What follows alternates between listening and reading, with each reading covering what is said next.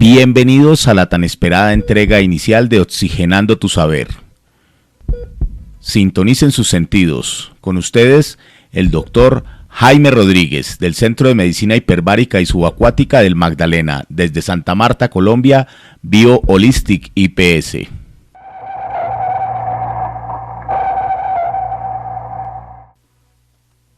Un saludo cordial a todos los colegas de habla hispana a lo largo y ancho de América que escuchan este programa. Les habla el doctor Jaime Alberto Rodríguez. Con la anuencia del Hospital Universitario Julio Méndez Barreneche, la Unión Temporal Servicio de Oxigenación Hiperbárica y Actividades Subacuáticas del Magdalena y el Centro Colombiano de Medicina Integral Bio Holistic IPS SAS, con el mayor agrado quiero introducirlos en este maravilloso mundo sobre la medicina hiperbárica. Primero quisiera comentarles que somos un centro de medicina hiperbárica especializado en el manejo y cuidado de diversas patologías a través de la terapia de oxigenación a grandes presiones o oxigenación hiperbárica. La oxigenoterapia hiperbárica es un método de tratamiento que tiene como base fundamental el manejo del oxígeno inspirado a presiones superiores a la presión atmosférica normal. Los beneficios de la oxigenoterapia hiperbárica, entre muchos otros, tiene que ver con la aceleración de la cicatrización de heridas, disminuir la muerte celular y la infección, eliminar diferentes sustancias que pueden llegar a ser nocivas y mortales en los pacientes, promueve una mejor formación de vasos sanguíneos, preserva los tejidos lesionados, aumenta la resistencia del organismo y su capacidad para combatir las infecciones, mejora la elasticidad de los eritrocitos y reduce la agregación plaquetaria, así como la capacidad del plasma para transportar el oxígeno.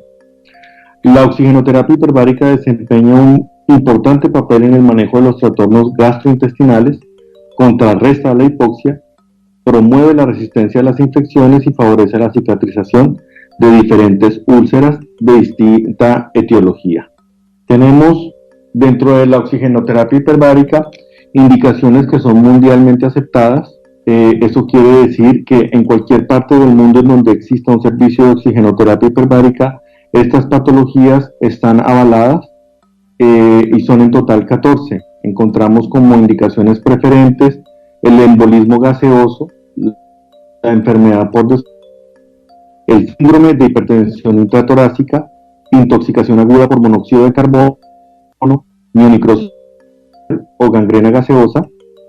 Tenemos también infecciones necrosantes de partes blandas no crostidiales, traumatismos agudos de partes blandas, síndrome de aplastiamiento y síndrome compartimental, osteomielitis crónica refractaria, retardos de cualquier tipo de cicatrización, lesiones radioinducidas de hueso, partes blandas y mucosa. Tenemos como otras indicaciones, algunas de estas complementarias. Eso quiere decir que el oxígeno hiperbárico hace parte del tratamiento principal de estas patologías, como lo son retinopatías oclusivas agudas, sordera súbita, encefalopatías hipóxico-isquémicas, esclerosis múltiple y enfermedad de Crohn. El Centro de Medicina Hiperbárica y su relación con las empresas aseguradoras en salud en Colombia tiene como oferta un método de tratamiento que utiliza el oxígeno, como ya lo dije anteriormente, como piedra angular del mismo, y en varios países del mundo ocupa un lugar destacado dentro de los tratamientos utilizados en grandes hospitales. Podríamos hablar de hospitales de Europa, como España, Francia, Alemania, encontramos en Portugal, encontramos también en Japón, India, China, Estados Unidos. Aquí en Sudamérica encontramos Cuba, Argentina, México, Colombia, Venezuela, y tenemos un órgano rector en América que es el que ha dado por tradición directrices sobre la forma adecuada en las guías de práctica clínica y de las buenas prácticas clínicas en servicios de medicina hiperbárica. Nuestro órgano rector es la Undersea Hyperbaric Medical Society, que está en Estados Unidos, en la Florida. Esa es una sociedad internacional que establece las regulaciones para la instalación de los servicios. Esta es una institución científica que ha regulado las 14 indicaciones principales y los estudios también basados en costo-beneficio que las compañías en Estados Unidos y gran parte de América deciden cubrir, como Medicare, por ejemplo.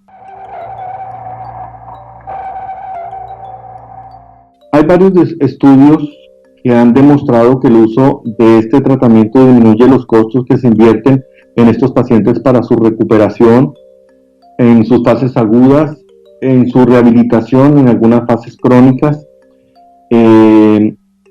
Y pues basados en estos estudios de costo-beneficio, es que un órgano tan importante como Medicare ha regulado estos tratamientos, ha acondicionado su aplicación y ciertos niveles de cobertura.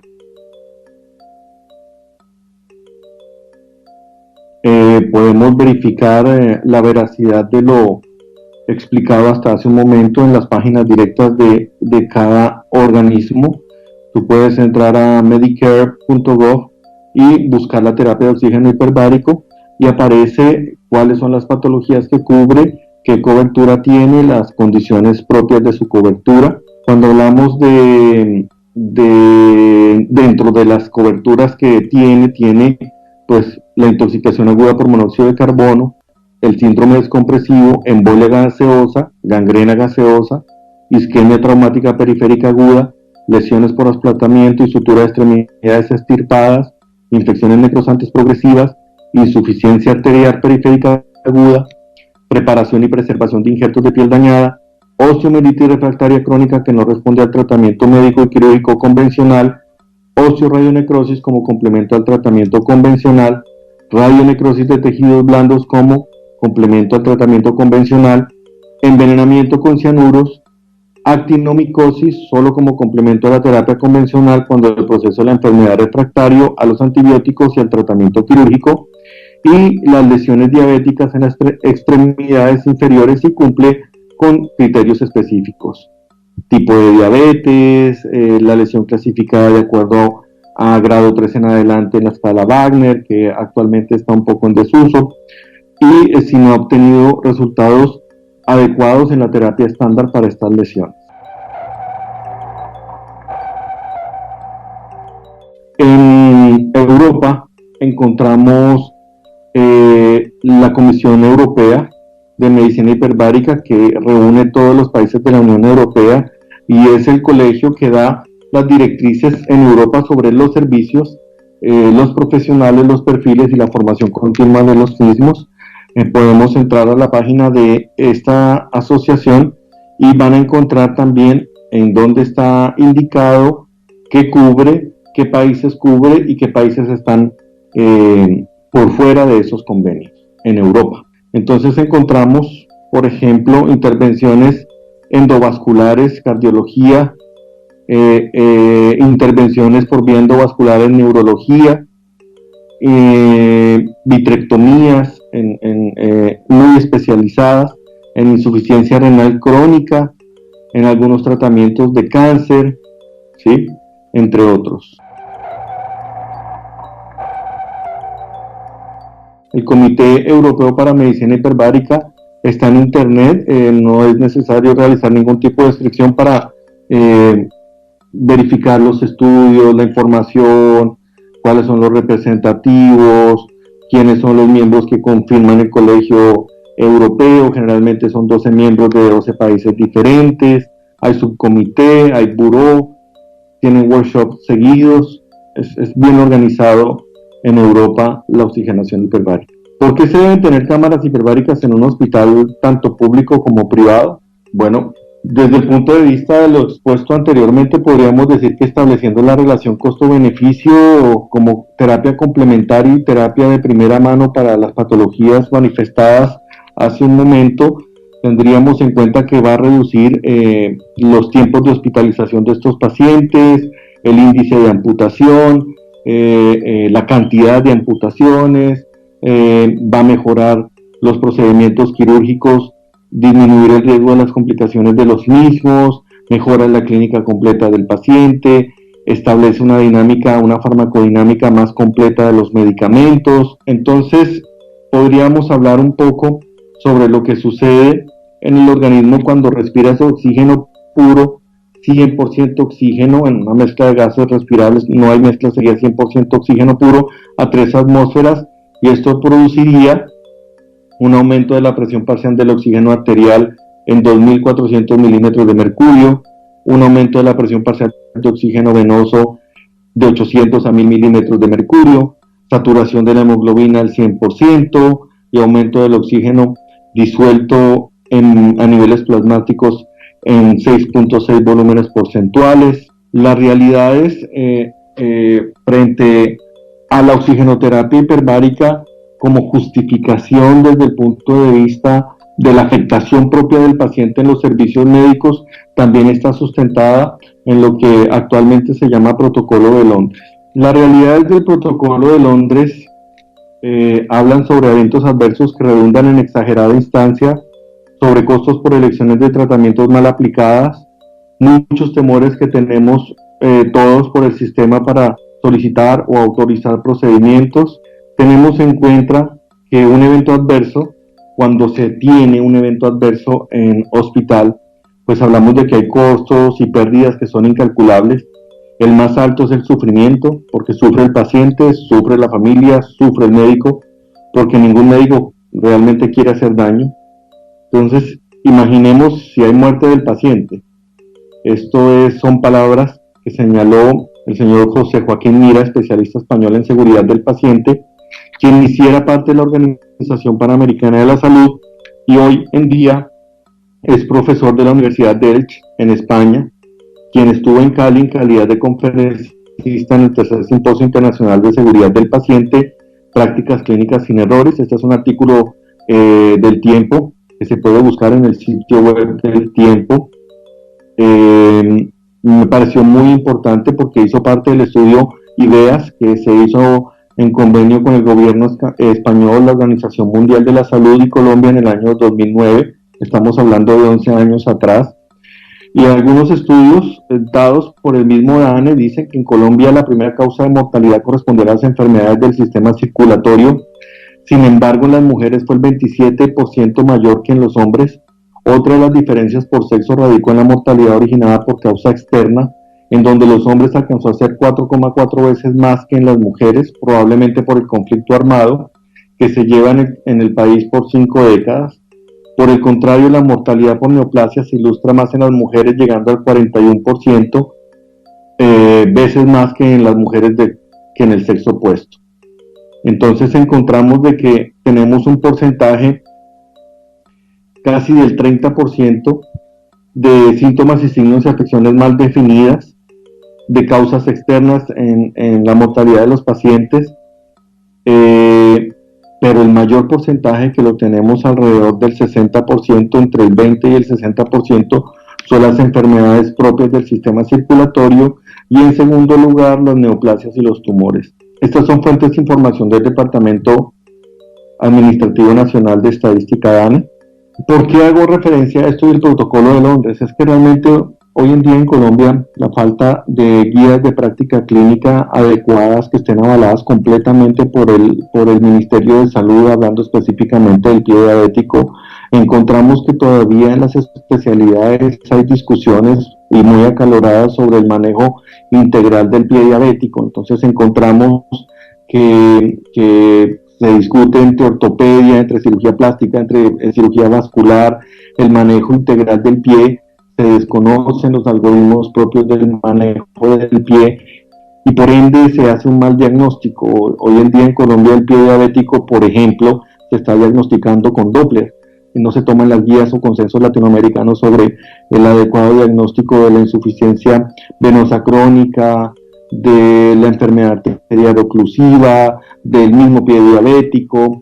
Entonces encontramos como evento adverso no reportado seguidamente aquellos pacientes que resultan en amputación porque cirugía vascular dice que no es revascularizable, por desconocimiento, en fin, hay muchas circunstancias propias en cada institución que nos lleva a que estos pacientes terminen en amputación. Y eso es un evento adverso. Evento adverso también tiene que ver con el mal manejo del paciente dentro de la institución. Si tú tienes un mal diagnóstico o un diagnóstico insuficiente o un diagnóstico muy totalitario y no integral, pues encontramos con un paciente que va a tener un manejo de la misma forma, ¿no? La medicina hiperbárica en Colombia, para profundizar un poco sobre nosotros, está incluida en el Plan Obligatorio de Salud desde el año 2013 como terapia de oxigenación hiperbárica. Eso quiere decir que en Colombia la oxigenoterapia hiperbárica no es tomada como un servicio médico como tal, sino solamente como una terapia, como si aplicáramos terapia respiratoria. Estamos en el manual tarifario SOAT, que es aquí en Colombia uno de los manuales que entregan las tarifas de muchos de los procedimientos médicos y farmacológicos y terapéuticos que se realizan en el país. Tenemos los códigos correspondientes y bueno, si hablamos de los beneficios desde el punto de vista del evento adverso, pues encontramos la posibilidad de aportar oxígeno a patologías que tienen como factor común o componente común la hipoxia y la isquemia, independientemente del manejo que por la especialidad se decida dar. Encontramos que la oxigenoterapia hiperbárica es una herramienta que permite darle tiempo al especialista, tiempo al paciente, para que se pueda definir una adecuada conducta con el mismo de acuerdo a la patología que tenga indicación con ella. Por ende, a mediano plazo, pues reducimos en costos los tiempos de hospitalización, como ya lo había manifestado. Si mejora la clínica del paciente, si mejora la farmacodinámica del paciente, si mejora la respuesta propia del paciente a los eventos quirúrgicos, pues por ende va a tener menos intervenciones, menos lavados, por ejemplo, una mejor aceptación de los medicamentos, por ende tendrían que utilizarse menos cantidad de antibióticos, así los protocolos lo manden. Cuando el paciente reacciona adecuadamente a la aplicación del antibiótico, no solamente por la sensibilidad de la bacteria, sino porque orgánicamente lo tolera bien, va a tener menor necesidad de utilizarlo, menos tiempo estar expuesto a medicamentos endovenosos, antibióticos que tengan algunos temas colaterales por todos conocidos.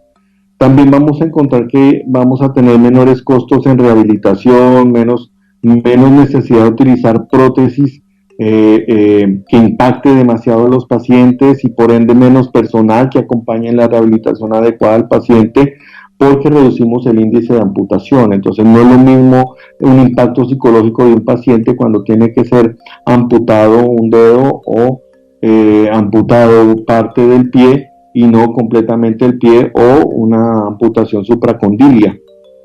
Además, con las complicaciones que trae este mismo muñón.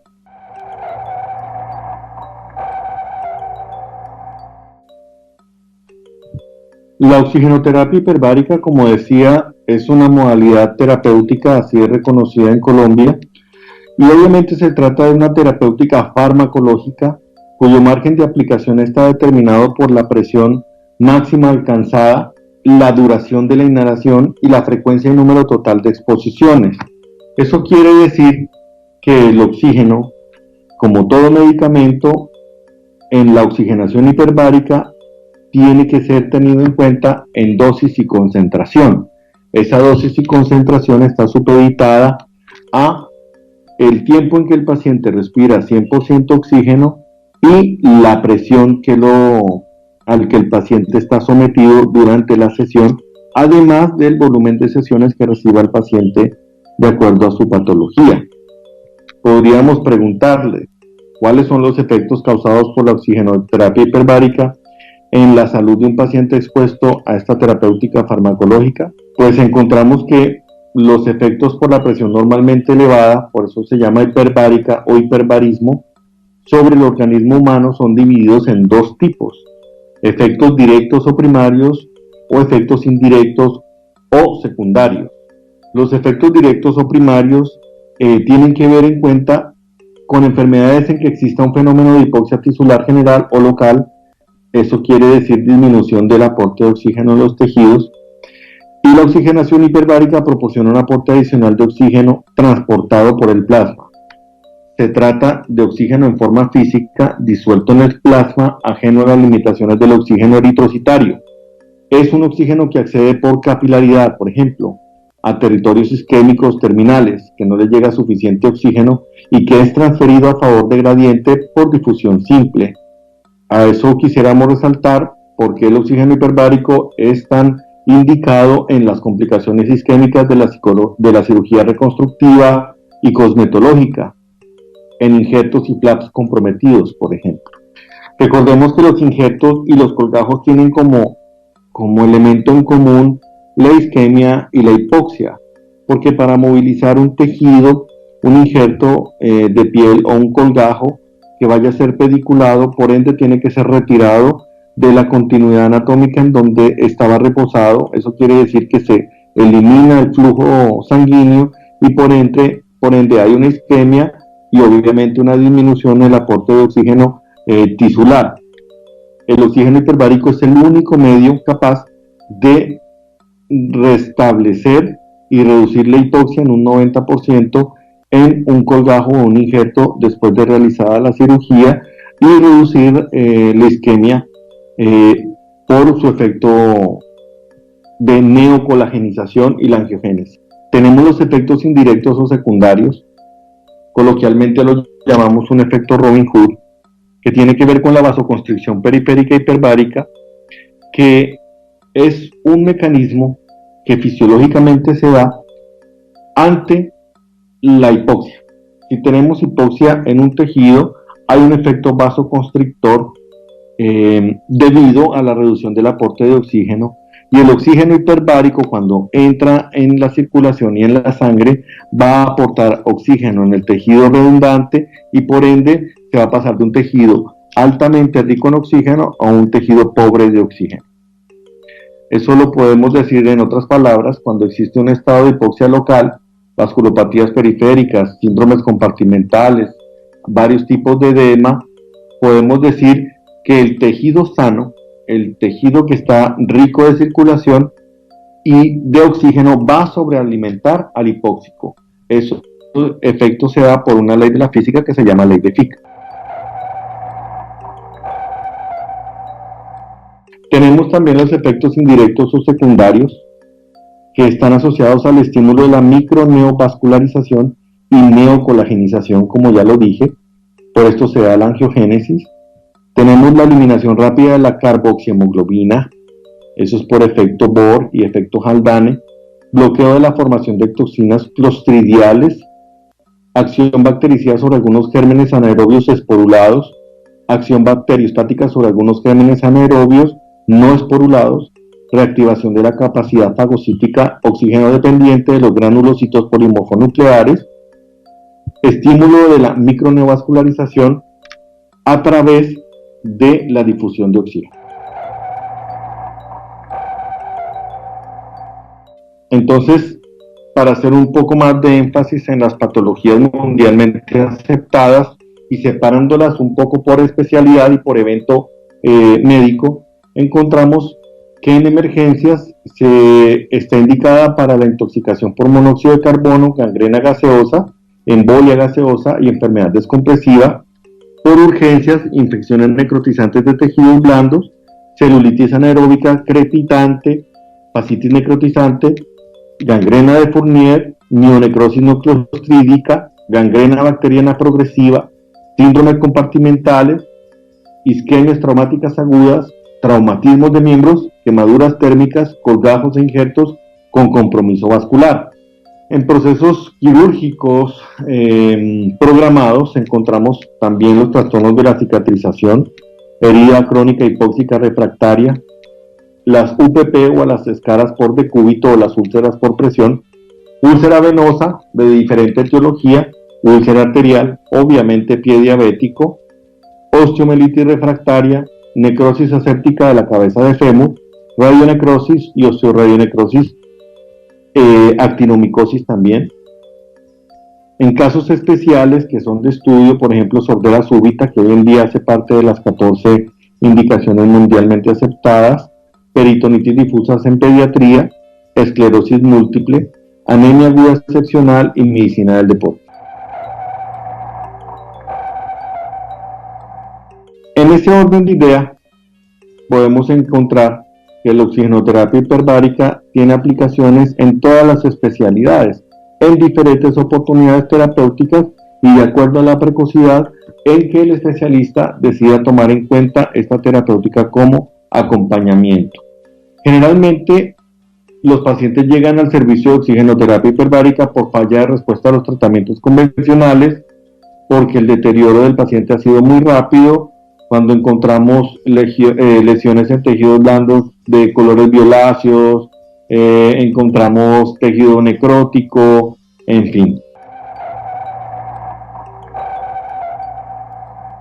O sea que en cirugía general y gastroenterología, en trauma, en procesos infecciosos, ya sea virales o bacteriales, porque el oxígeno hiperbárico es un excelente inmunomodulador.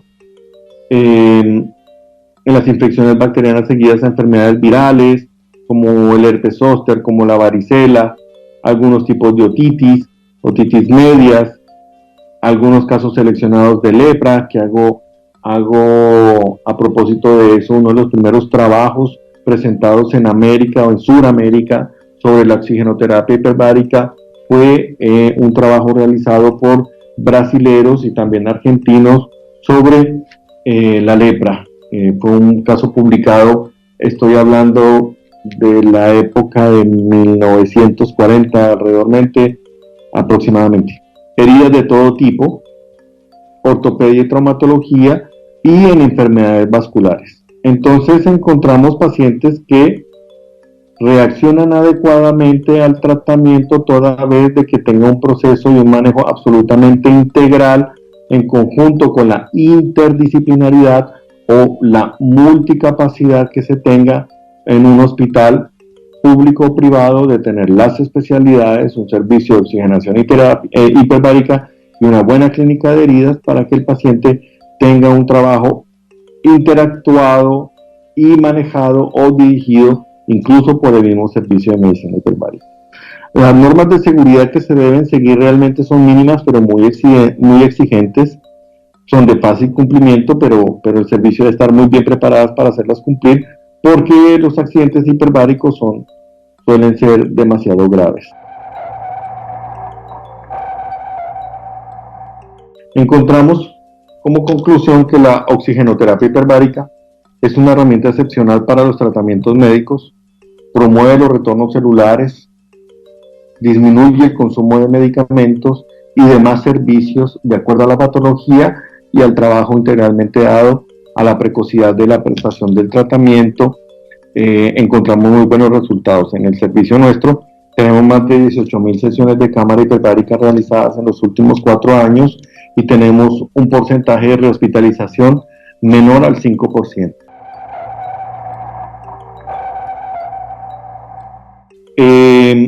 Oxigenoterapia, radioterapia y quimioterapia pues tiene muchísima aplicabilidad porque apoya los procesos de cicatrización, mejora los efectos colaterales, por ejemplo en la radiodermitis, aumenta la sensibilidad tumoral a los tratamientos oncológicos, incluso a los tumores que son vascularizados. También funciona, actúa muy bien, pero como tratamiento coadyuvante al proceso manejado directamente por la especialidad, en este caso oncología.